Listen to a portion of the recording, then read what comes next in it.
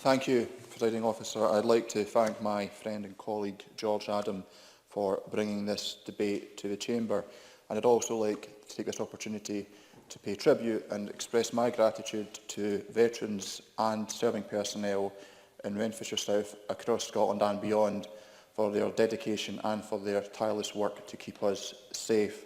I also want to thank George Adam for his recognition of my constituent and friend Ken McGinley.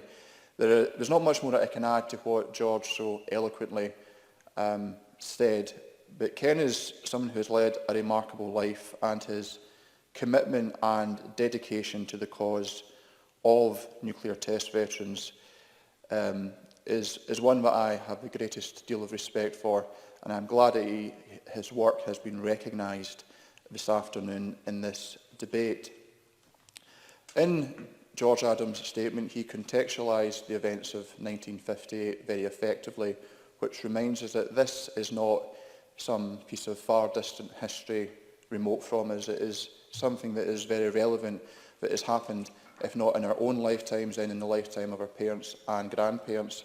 And it is something that lives with us to this day, with the ever-continuous presence and menace of nuclear weapons. The debate, as it has perhaps been characterised by some regarding compensation for nuclear test veterans, often focuses on the impact and effects of exposure to radiation. Now, I am not a clinician or an expert who can offer comment on that. I appreciate there is a different point of view between test veterans organisations and the UK government. However, I think that rather misses the point, because fundamentally what nuclear test veterans were subject to was an exceptional set of circumstances.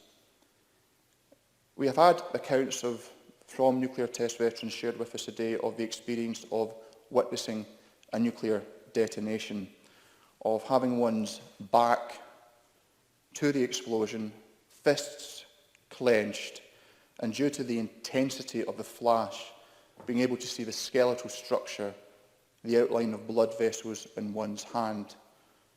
Ken described it to me as like having a 3-bar fire pass across your neck.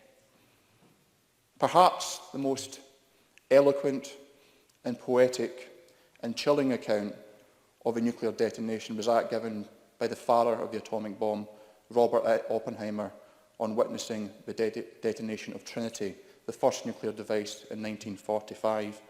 "Now I am become death, the destroyer of the world," quoting from the Bhagavad Gita.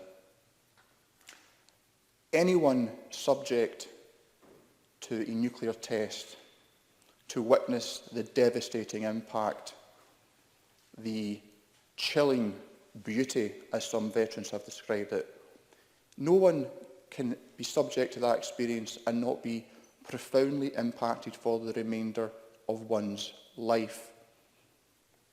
No one could be subject to that and not have an increased risk of PTSD, of potential mental health conditions.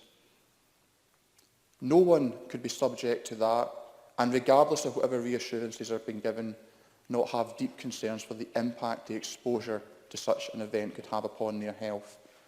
And that alone should be grounds for compensation.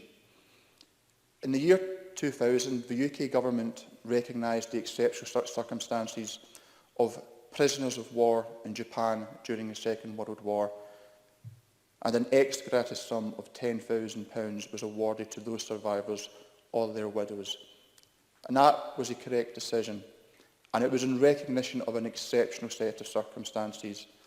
Nuclear test veterans are an exceptional set of veterans, and they should be recognised, and they should receive compensation.